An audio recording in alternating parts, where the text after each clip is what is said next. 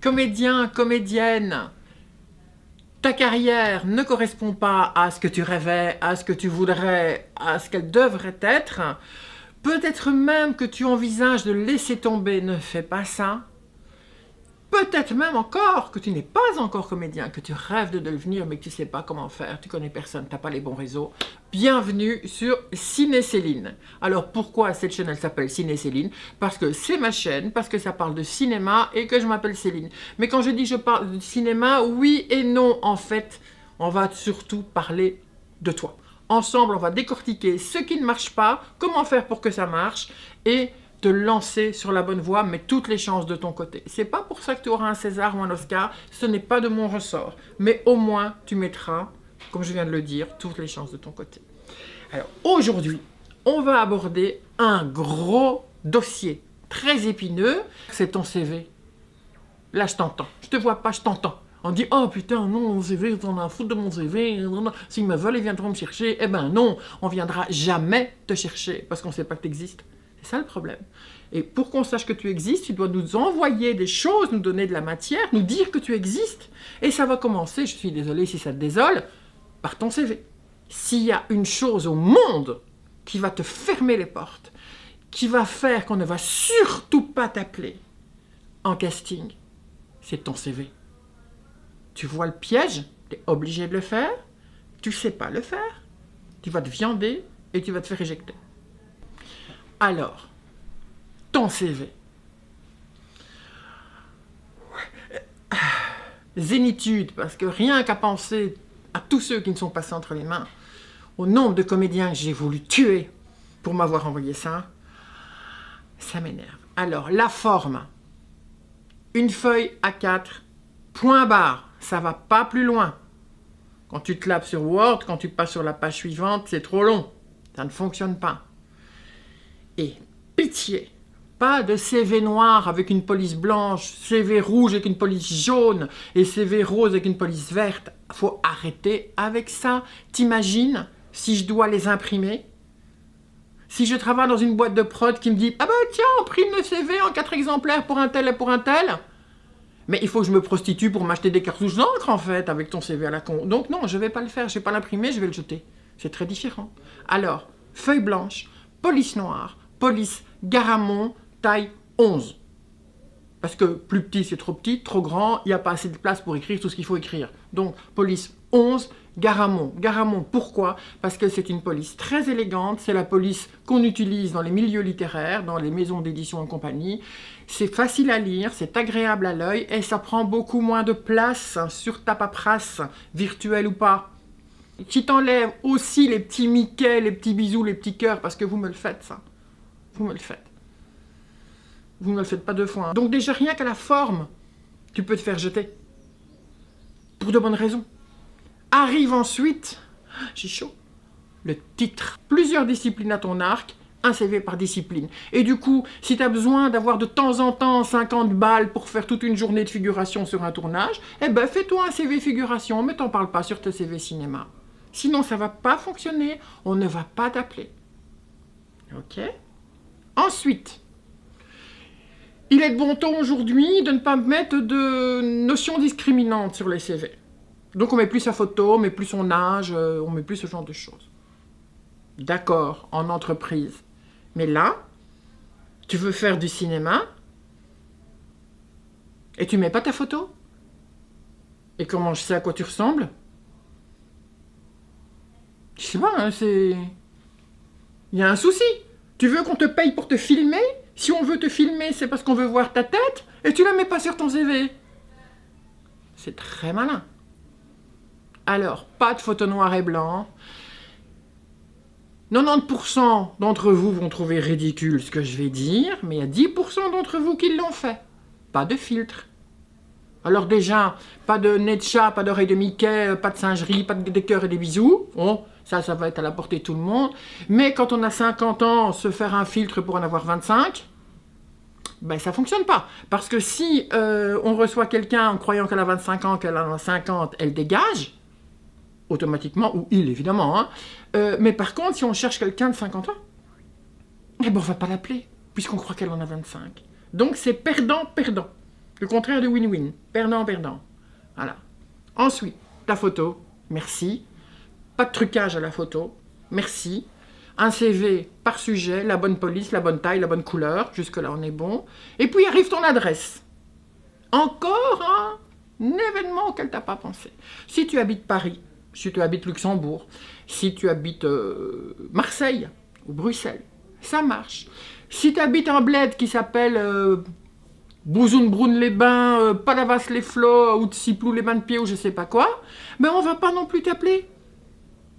Parce qu'on se dit, déjà on sait pas où c'est. On sait même pas dans quel pays. On va pas faire une recherche MAPI pour savoir d'où tu sors. Et alors on va dire, oh putain, mais lui, mais où il habite? Mais ce bled insensé, on connaît pas. Mais c'est pour un tournage de nuit, 2 jours. Alors qu'est-ce qui va se passer? Il va devoir prendre un train la veille pour venir à Paris. On va devoir l'héberger de nuit à l'hôtel. Payer Non. Non. C'est trop compliqué. Alors si tu t'appelles Johnny Depp, si tu t'appelles Cameron Diaz ou Charlotte Gainsbourg, enfin quelqu'un qui vaut de l'argent, encore une fois, qui est bancable, mais habite où tu veux, c'est pas grave, tant que tu fais notre film, on est content. Mais si je te connais ni d'Ève ni d'Adam, t'habites sur la planète Mars, je t'appelle pas. Donc, si tu n'habites pas une grande ville, 2 possibilités, soit tu as des amis, soit tu as de la famille qui habite une grande ville qui est reliée au cinéma, hein, parce que si c'est Dijon, ça sert à rien non plus. Il n'y a pas de cinéma à Dijon. Okay, si c'est Antibes, si c'est Marseille, si c'est Nice, ça fonctionne. Si c'est Genève, ça fonctionne. Si c'est Luxembourgville, si c'est Bruxelles, si c'est Anvers, peut-être même Liège en Belgique. Pour ceux qui connaissent la Belgique, qui savent que ça existe. C'est pas le cas de tout le monde. Voilà, tu mets pas ton adresse de bled, tu trouves quelqu'un qui veut bien que tu mettes son adresse sur le CV, parce qu'on ne t'écrira jamais. On ne va pas t'envoyer un parchemin avec un chevalier sur un cheval, on est au 21e siècle, en 2025. On ne t'écrira pas. Mais il est de bon ton de mettre son adresse, qu'on sache dans quel pays tu te trouves.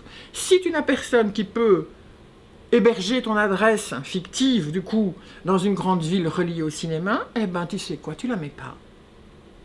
Tu mets ton 06 ou ton 0400 si tu es belge, ou luxembourgeois, je ne sais pas quoi, ton téléphone, ton adresse mail, et basta, on a ce qu'il nous faut. On va soit te téléphoner, soit t'envoyer un courriel. On a tout ce qu'il faut. Et alors, je fais une petite anecdote avec les réseaux sociaux. Je fais un casting pour un film historique avec une grosse reconstitution, blablabla, ça se passe à l'époque napoléonienne. Et moi, sur une pub, j'ai rencontré un acteur irlandais. Je ne dirais pas son blase complet, mais Arms. Le super beau mec, que normalement il n'y a pas ça sur cette planète, super comédien, super parfait, et moi j'ai des rôles à distribuer d'officier anglais. Donc je le propose en disant, attention c'est un Irlandais, mais c'est pas grave, nanana, nanana. Il est pris, il est engagé, fait ses films. Il arrive sur le tournage, à l'avance il faut faire des essais de costumes, il faut voir comment il se tient à cheval, et nanana, nanana. Il a un premier jour de tournage, et manque de bol. À la fin du premier jour de tournage, quelqu'un dans l'équipe, je ne sais pas qui, est allé voir, ce qu'on va tous faire en fait, hein, si les principaux intervenants du film ont parlé du tournage sur leur Facebook, sur leurs réseaux sociaux, pour voir si on est aussi sur les photos, pour voir ce qu'ils racontent, parce qu'on a eu une journée bien stressante, surtout le premier jour du film, c'est l'arrache.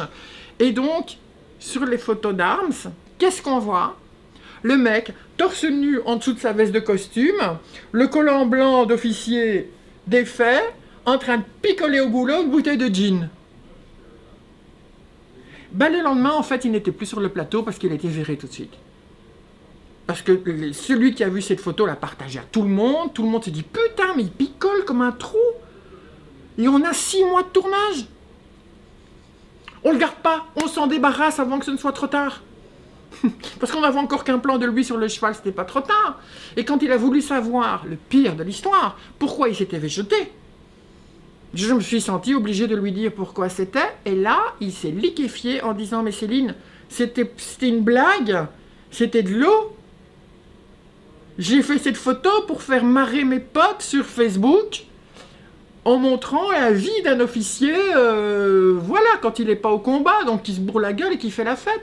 Il n'y a pas de rapport. Oui, mais mon chéri, c'est juste trop tard, parce que t'es dégagé, t'as ton ticket de retour, tu fais plus partie du film.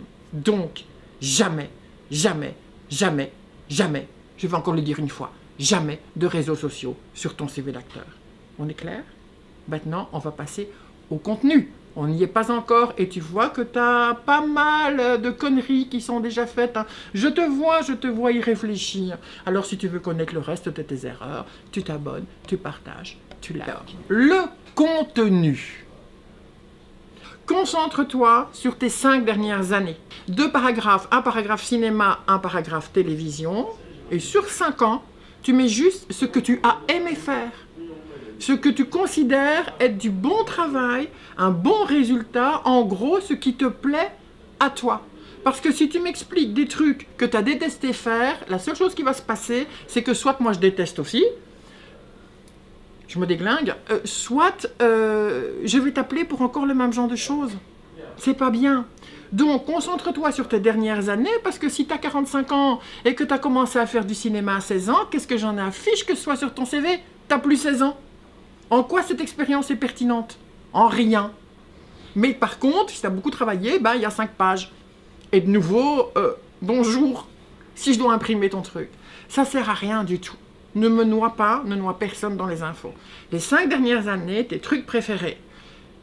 Cinéma, télévision, tu fais pareil. Et même si tu as fait un truc très prestigieux, mais que tu n'as pas aimé ou qu'on ne t'y voit pas, réfléchis bien. Parce que si tu me dis que tu as tourné dans Titanic, et que moi je sais pas ce que tu as foutu dans Titanic, je me souviens pas de toi dans Titanic, c'est que tu étais un figurant ou un petit rôle ou un acteur inintéressant. T'as pas eu assez de présence pour que je me souvienne. Et je me dis, qu'est-ce qu'il a foutu dans Titanic celui-là? Et alors là, tu te dis, moi j'ai appréhendé la chose. J'ai mis telle année, tel film, tel réalisateur. Alors, la ligne est finie, à la ligne, rôle de Tartampion. Soit j'ai vu le film, et je me souviens de toi, de Tartampion, d'ailleurs c'est peut-être même pour ça que je t'ai demandé ton CV, soit j'ai pas vu le film, et donc je me contrefous du rôle que tu tenais dedans, forcément, soit j'ai vu le film, et je me souviens pas du tout de ce personnage, encore une fois. Donc, triple perte. L'année, le titre du film, et pas le rôle de, et pas le réalisateur, mais la boîte de production principale. Celui qui a eu le pouvoir décisionnaire de te choisir. Et tout de suite, si c'est Gaumont, si c'est Pathé, enfin tu vas me dire c'est des distributeurs, mais si ce sont des grosses chaînes, si c'est TF1 Productions et des choses comme ça, là ça te positionne. Et ce n'est jamais sur aucun CV. Et pourtant c'est la vérité. Tu vois encore où tu peux placer des erreurs. Ensuite arrive, surtout les CV comédiens, la partie théâtre. Bravo. C'est pas le même métier. Parce qu'au théâtre, si tu fais du théâtre, évidemment, tu le sais, tu as des répétitions. Tu as des répétitions, tu as des lectures, tu as des répétitions, tu apprends ton rôle, tu joues. Si la pièce elle fait un succès, elle dure des mois à l'affiche, pas en Belgique, mais dans d'autres pays plus civilisés. Et après, tu risques encore de partir en tournée. Donc, ta qualité d'acteur de théâtre, elle te sert à rien au cinéma. Parce que tu joues pour le balcon au théâtre. Donc tu ouvres ton jeu pour que toute la salle t'entende, y compris les rideaux. Au cinéma, pas. Tu peux murmurer les choses, tu dois être sur l'émotion. C'est pas le même travail. Et donc on a en réalité une appréhension pour les gens qui portent leur théâtre en avant, et ça n'a rien à foutre sur ton CV, excuse-moi les mots vulgaires, YouTube ou je ne sais pas qui, mais c'est la vérité, on en a rien à foutre en fait. Et au contraire, on va dire, oh là là, encore un théâtreux, parce qu'on a un mot pour parler des acteurs de théâtre entre nous, gens de cinéma, c'est les théâtreux. Ça dit bien ce que ça veut dire, en fait. C'est pas qu'on vous aime pas, parce qu'on va vous applaudir, on va vous admirer. Et encore une fois, si Isabelle Huppert est dans Phèdre, elle y était, mais il y a 20 ans, mais peu importe, ou Fanny Ardant dans Calas, ça il y a 25 ans, elles valent des sous. On peut attendre 1 an qu'elles aient fini leur truc, mais pas toi. On va se dire, oh là là, c'est quelqu'un qui est au théâtre, il va être occupé, il va pas être libre, il va jouer dans l'exagération, il va falloir rediriger, recalmer le jeu et tout, on va passer à autre chose. Évidemment, je te laisse le choix qui n'appartient qu'à toi. Si tu es fier de ton travail de théâtre, si tu penses que ça va bluffer tout le monde dans l'univers du cinéma, mets-le sur ton CV. Mais réfléchis que tu n'envoies pas ton CV à des gens qui sont en train de faire une distribution de pièces de théâtre. Ils sont en train de faire un casting de cinéma. Donc, Je ne sais pas, mais si tu veux travailler comme médecin urgentiste, tu ne mets pas sur ton CV que tu as une grande expérience en cuisine, me semble-t-il. Non? Si tu veux travailler comme antiquaire, tu ne me dis pas que tu as une expérience de cosmonaute. Parce que je m'en fous, en fait.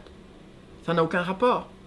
Et selon moi, mais là c'est vraiment selon moi, le travail de théâtre, ton parcours de théâtre, n'a rien d'affiche sur ton CV de cinéma. Encore une fois, si tu veux faire du théâtre, si tu veux faire du cinéma, ce qui est le cas de la plupart des comédiens, eh ben tu fais un CV théâtre et tu fais un CV cinéma et tu envoies à qui de droit et tout le monde est content. Parce que ce que je te raconte pour le cinéma, ça marche pour le théâtre. Si tu envoies un CV à des compagnies théâtrales ou à des metteurs en scène de théâtre ou même à des théâtres, moi j'en sais rien parce que je ne fais pas de distribution théâtre, j'en ai fait quelques-unes mais très peu, pour des réalisateurs de cinéma qui faisaient du théâtre, sinon non.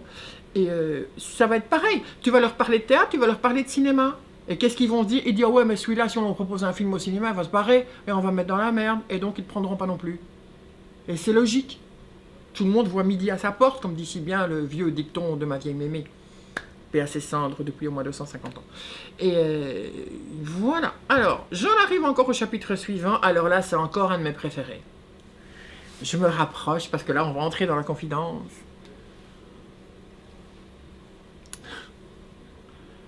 Loisir, hobby. Sérieux? On va pas t'épouser. C'est pas une vie en entreprise. Quand tu vas travailler sur un film, tu vas travailler entre 1 jour et 6 semaines. Tu vas pas travailler 10 ans. Tu n'auras pas le temps de faire tes hobbies. Juste pas.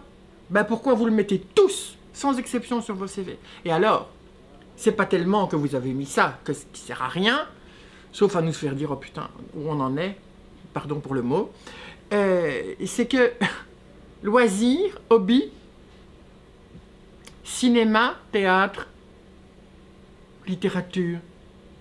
Donc en fait, tu es en train de m'expliquer que tu es un acteur, mais que ta distraction, c'est d'être acteur, ou d'aller voir des films, ou de lire des livres. Mais qu'est-ce que... Je m'en fiche que tu lises des livres. Qu'est-ce que ça t'apporte? Ouais, je vais prendre l'acteur pour le rôle, parce que tu sais, quand il travaille pas, il lit des livres. Ça se voit dans ses attitudes. Ah ouais, le mec, quand il travaille pas, quand il tourne pas, il va au cinéma, il s'assied sur un fauteuil, il regarde un film en bouffant du popcorn et buvant du coca. Mais quelle information cruciale! Ouais, là, il faut que je t'engage, là, pour un premier rôle. C'est nécessaire. Tu mets autre compétence. Tu peux même mettre autre compétence pertinente. Et là, tu mets, si c'est vrai, hein, escrime, natation, équitation, escalade, plongée sous-marine, pilote de course automobile, nana. Mais encore une fois, tu es champion d'échecs, je m'en fous. Hein. Mais des choses qui sont physiques, des choses qu'on peut filmer puisqu'on parle de cinéma. Donc, si tout d'un coup, tu me dis que tu es plongeur acrobatique, je me dis, waouh, ça peut servir pour le film. Champion cycliste, waouh, ça peut servir pour le film. Mais tu fais du macramé. Je suis désolé de te dire que je m'en fous complètement. Et en plus, si tu le mets sur ton CV, bah, je me demande ce que tu me veux. Que se passe-t-il?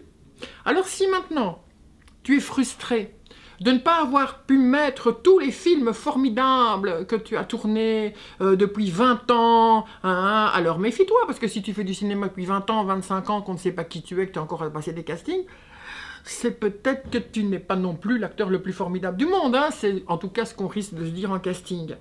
Mais pourquoi, dans ces conditions-là, puisque vous êtes des artistes, que vous voulez vous exprimer, ne pas utiliser, mais tout simplement, le rédactionnel?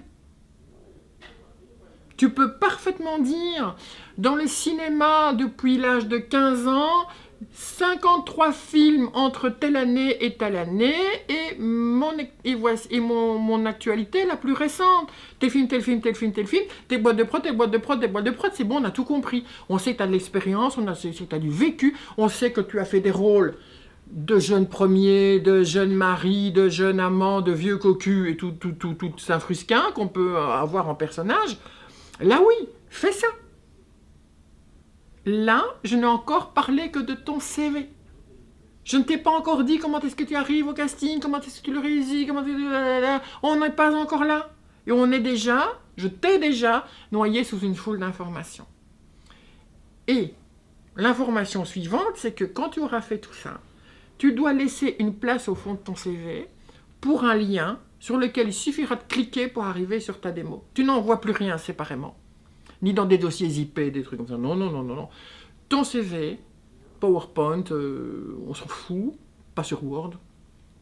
Le lien. Donc, si on est arrivé au fond de la page, c'est qu'on a lu ta page, on a vu le lien, on a cliqué pour voir la suite. Donc, ton CV, il est réussi. Mais s'il n'y a pas le lien, on ne va pas retourner dans ton mail, depuis on en aura reçu 40 autres, pour aller voir ta démo et des machins comme ça. Fais ça comme ça. Et quand tu auras tout fait, donc que tu auras les bonnes couleurs, le bon format, les bonnes informations ou les bonnes non-informations, ton lien vidéo et tout, il te manque encore la chose principale. Et ça, malheureusement, je ne peux pas te la donner ici, parce que je ne te connais pas. Ce qui te manque sur ton CV, c'est une chose dont tu ignores complètement l'existence, je le sais. Ça s'appelle un déclencheur d'appel. Et ça porte bien son nom. C'est une mention sur ton CV qui va faire que, ouais, on va t'appeler. Là, ouais, on va t'appeler. Mais elle est propre à chacun. Il n'y a pas deux personnes, ou exceptionnellement, qui ont le même déclencheur d'appel. Ça sera toujours un peu matiné. Et ça, il faut le découvrir avec toi. Ni Étienne Schlapper, avec qui je travaille, préparateur mental, ni moi, à distance ou même en visio, on ne peut savoir ça. Pour qu'on puisse te donner un déclencheur d'appel, je suis désolée de te dire qu'il faut participer à la masterclass qu'on organise avec Étienne. Et là, on sera en petit comité entre professionnels du cinéma et aspirants acteurs ou jeunes acteurs, et à chacun d'entre vous, on pourra réfléchir au déclencheur d'appel. Ça, c'est quelque chose qui va vraiment te donner un boost, qui va vraiment déclencher l'appel. Je ne sais pas mieux dire, je n'ai jamais rien vu de ma vie, quelque chose qui portait aussi bien son nom que le déclencheur d'appel. Et il t'appartient à toi seul. Et je te promets, il va faire qu'on va t'appeler. Je te le promets. Parce qu'il n'y aura que toi qui aura ça sur ton CV. Et il faut que ce soit pertinent, il faut que ce soit un vrai déclencheur d'appel. Donc, ces masterclass, si tu veux plus d'informations, si tu veux t'inscrire, tac, c'est ici en dessous. On en fait en France, en Belgique, au Luxembourg et en Suisse. C'est 400 francs d'inscription. 400 francs. Je viens de trahir mon âge. C'est 400 € d'inscription, c'est 600 si vous venez à deux, donc là c'est déjà pas mal, ça fait plus que 300 par personne. Ça prend toute une journée, on balaye de A jusqu'à Z tous les chapitres qu'on voit sur cette chaîne télé en un jour, donc tu prends déjà de l'avance sur ceux qui vont se contenter de ces chaînes télé, même s'ils sont les très bienvenus. D'ailleurs, s'il y en a qui n'ont toujours pas abonné, qui n'ont toujours pas liké, qui n'ont toujours pas partagé, il y a des claques qui se perdent. Hein. Moi, je vous vois. Je vous vois. C'est mon métier de voir ce qui se passe avec les caméras là. Je vous vois. Vous êtes là. Ah, voilà. Donc, prenez toutes les infos. Je crois, à l'heure où je vous parle, que la prochaine, elle est à Paris, fin du mois prochain. Et après, elle est au début de l'hiver sur Bruxelles. Entre-temps, il y en a une qui est prévue à Cannes, mais qui n'est pas encore fixée en heure et en temps. Donc, j'en parle pas trop. Mais vous avez toutes les infos, encore une fois, tac, ici. Donc, déjà, si vous avez compris avec le premier épisode comment ça fonctionne le cinéma, à quel moment vous, jeunes comédiens, vous arrivez. Et pour y arriver, si vous avez déjà le bon CV, honnêtement, vous êtes sur la bonne voie. Mais un déclencheur d'appel, c'est pas la bonne voie, c'est le feu vert. Voilà. Donc, je vous invite à vous inscrire au masterclass. Je ne suis pas toute seule à les donner. Je fais ça avec Étienne Schlapper, qui est préparateur mental.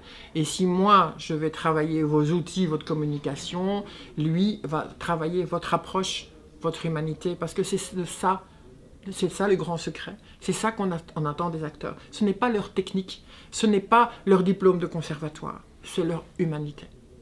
C'est de ça qu'on a besoin. Et c'est là-dedans qu'on va aller chercher le déclencheur d'appel.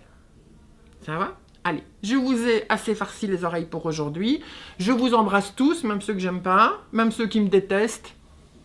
Parce que j'ai un autre principe. Je vous le livre, c'est cadeau, bonus gratuit. Ah oui, c'est vrai, vous ne connaissez pas bonus. C'était une lessive des années 50-60, et dans tous les paquets de lessive, il y avait un petit jouet pour les enfants. Et donc, les enfants hurlaient pour que leur mère fasse la lessive avec du bonus. Pour avoir le jouet, bien entendu. Petit aparté lessivant. Et je pars du principe que dans ce métier, si vous parlez d'une personne et que tout le monde en dit du bien, c'est pas clair. Et si tout le monde en dit du mal, c'est pas clair non plus. Il faut un peu des deux. que des gens disent beaucoup de bien, que des gens disent beaucoup de mal. Pourquoi? Parce qu'il y a des gens qui t'ont rencontré dans un jour où tu n'étais pas d'humeur, et il y a un jour, ou des gens qui t'ont rencontré un jour où tout allait bien. Et donc, il y en a qui disent du mal, il y en a qui disent du bien. Mais on est tous, toutes, des personnes humaines. Voilà. Et moi, je suis plus souvent un chien enragé qu'un bisounours. Mais ça, tant pis pour vous, si je suis la seule à gérer une chaîne, d'ailleurs bienvenue sur Ciné Céline et merci d'être là, qui aide les acteurs à faire carrière. Il faudra faire avec moi ou sans. Voilà, à vous de choisir. Ciao.